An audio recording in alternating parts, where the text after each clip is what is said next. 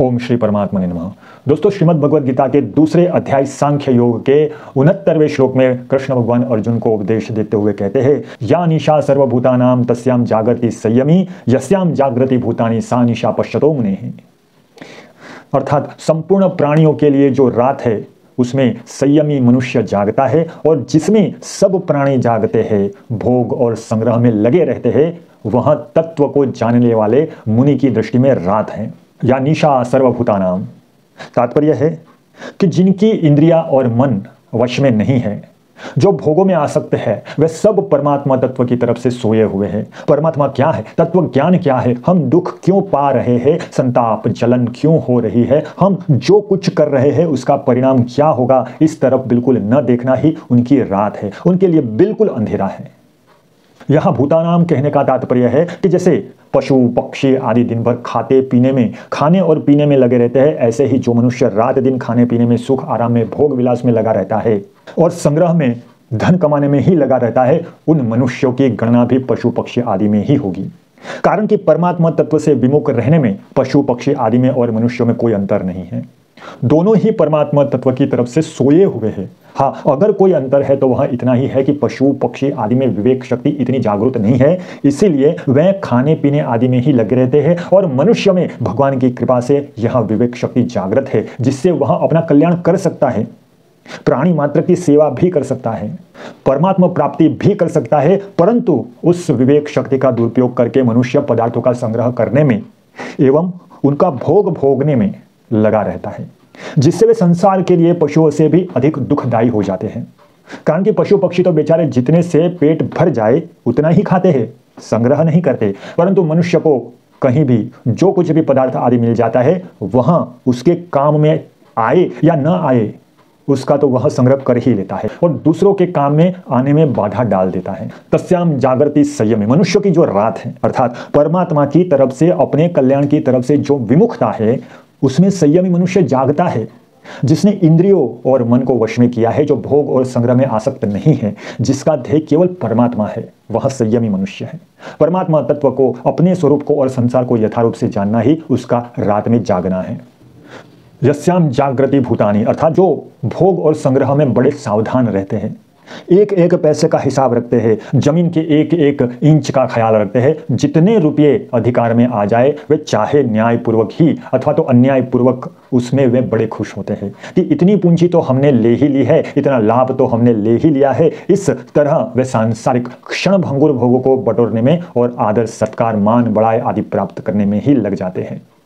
उसमें बड़े सावधान रहते हैं। यही उन लोगों का जागना है। सा निशा पश्यतो मुनिः, अर्थात जिन सांसारिक पदार्थों का भोग और संग्रह करने में मनुष्य अपने को बड़ा बुद्धिमान चतुर मानते हैं और उसी में राजी होते हैं, संसार और परमात्मा तत्व को जानने वाले मननशील संयमी मनुष्य की दृष्टि में वह सब रात के समान है, बिल्कुल अंधेरा है। जैसे बच्चे खेलते हैं तो वे कंकर पत्थर कांच के लाल पीले टुकड़ों को लेकर आपस में लड़ते हैं, अगर वह मिल जाता है तो राजी होते हैं कि मैंने बहुत बड़ा लाभ उठा लिया, और अगर वह नहीं मिलता तो दुखी हो जाते हैं कि मेरी बड़ी भारी हानि हो गई। परंतु जिसके मन में कंकड़ पत्थर आदि का महत्व नहीं है, ऐसा समझदार व्यक्ति समझाता है कि इन कंकड़ पत्थरों के मिलने से क्या लाभ हुआ और न मिलने से क्या हानि हुई। इन बच्चों को अगर कंकड़ पत्थर मिल भी जाएंगे तो ये कब तक उनके साथ रहेंगे। इसी तरह भोग और संग्रह में लगे हुए मनुष्य भोगों के लिए लड़ाई झगड़ा, झूठ कपट बेईमानी आदि करते हैं और उनको प्राप्त करके राजी होते हैं, खुशी मनाते हैं कि हमने बहुत लाभ ले लिया। परंतु संसार को और परमात्मा तत्व को जानने वाला मननशील संयमी मनुष्य साफ देखता है कि भोग मिल गए, आदर सत्कार हो गया, सुख आराम हो गया, खा पी लिया, सब श्रृंगार कर लिया, तो क्या हो गया, इसमें मनुष्य को क्या मिला, इनमें से इनके साथ क्या चलेगा, ये कब तक इन भोगों को साथ में रखेंगे, इन भोगों से होने वाली वृत्ति कितने दिन तक ठहरेगी। इस तरह उसकी दृष्टि में प्राणियों का जगना रात के समान है। वह मननशील संयमी मनुष्य परमात्मा को, अपने स्वरूप को और संसार के परिणाम को तो जानता ही है, वह पदार्थों को भी अच्छी तरह से जानता है कि कौन सा पदार्थ किसके हित में लग सकता है, इससे दूसरों को कितना लाभ होगा। वह पदार्थों का अपनी अपनी जगह ठीक तरह से सदुपयोग करता है, उसको दूसरों की सेवा में लगाता है। जैसे नेत्रों में दोष होने पर जब हम आकाश को देखते हैं तब उसमें जाले से दिखते हैं, और आंखें मीच लेने पर भी मोर पंख की तरह वे जाले दिखते हैं, परंतु उनके दिखने पर भी हमारी बुद्धि में यह अटल निश्चय रहता है कि आकाश में जाले नहीं है। ऐसे ही इंद्रिया और अंतःकरण के द्वारा संसार दिखने पर भी मननशील मनुष्य, संयमी मनुष्य की बुद्धि में यह अटल निश्चय रहता है कि वास्तव में संसार नहीं है, केवल प्रतीति मात्र है। दोस्तों, इस श्लोक का परिशिष्ट भाव है कि सांसारिक मनुष्य रात दिन भोग और संग्रह में ही लगे रहते हैं, उनको ही महत्ता देते हैं, सांसारिक कार्यों में बड़े सावधान और निपुण होते हैं, तरह तरह के कला कौशल सीखते हैं, तरह तरह के आविष्कार करते हैं, लौकिक वस्तुओं की प्राप्ति में ही अपनी उन्नति मानते हैं, सांसारिक वस्तुओं को बड़ी महिमा गाते हैं, सदा जीवित रहकर सुख भोगने के लिए बड़ी बड़ी तपस्या करते हैं, देवताओं की उपासना करते हैं, मंत्र जप करते हैं आदि आदि, परंतु जीवन मुक्त तत्वज्ञ महापुरुष तथा सच्चे साधकों की दृष्टि में वह बिल्कुल रात है, अंधकार है,